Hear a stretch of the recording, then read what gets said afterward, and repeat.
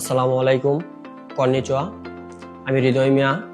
দীর্ঘদিন এমজিসিতে জাপানি ভাষা শেখার পর আলহামদুলিল্লাহ আল্লাহর অশেষ রহমতে আমি 2026 সালে এপ্রিল সেশনের জন্য ভিসা পেয়েছি।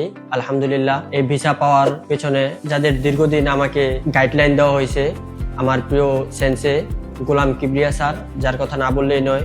তিনি আমাকে শুধু একা নয়, আমরা যারা সবাই ক্লাস করতাম সবাইকে স্যার অন্যরকম ভাবে দেখতো।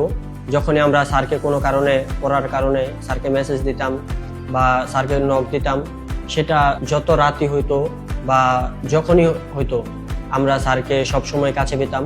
স্যার শত ব্যস্ততার মধ্যে থেকেও আমাদের ফোন রিসিভ করতো, আমাদের মেসেজের রিপ্লাই দিত, আমাদেরকে সবসময় পড়া নিয়ে খুবই উৎসাহের মধ্যে আমাদেরকে রাখতো।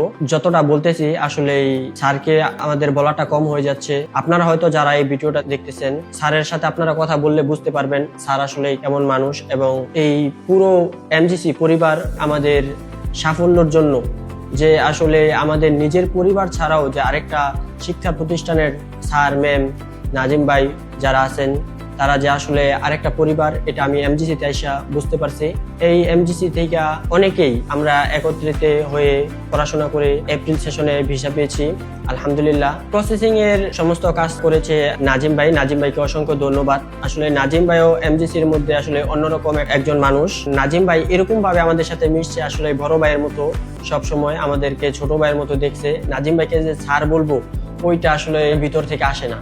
আসলে এই নাজিম ভাইও খুবই সততার সাথে থেকে আমাদের ফাইল প্রসেসিং করেছে। নাজিম ভাইকে অসংখ্য ধন্যবাদ। তারপরে আমি বলতে চাই, আমার মা বাবা আমার জন্য সত্যি অনেক কষ্ট করেছে। তারা অনেক আল্লাহর কাছে দোয়া করেছে যেন আমার স্বপ্নটা পূরণ হয়। আলহামদুলিল্লাহ এখন আমি জাপানের ভিসা পেয়েছি। আমি সত্যি খুব আনন্দিত।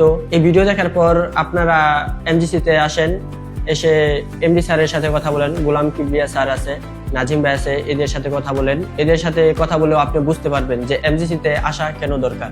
আর এমজিসিতে এসে আপনি যদি একবার জাপানি ভাষা ক্লাস করেন, তাহলে অবশ্যই ইনশাআল্লাহ আশা করি আমাদের মতো আপনারাও সাকসেস হবেন। আরিগাতো গোজাইমাস। আসসালামু আলাইকুম।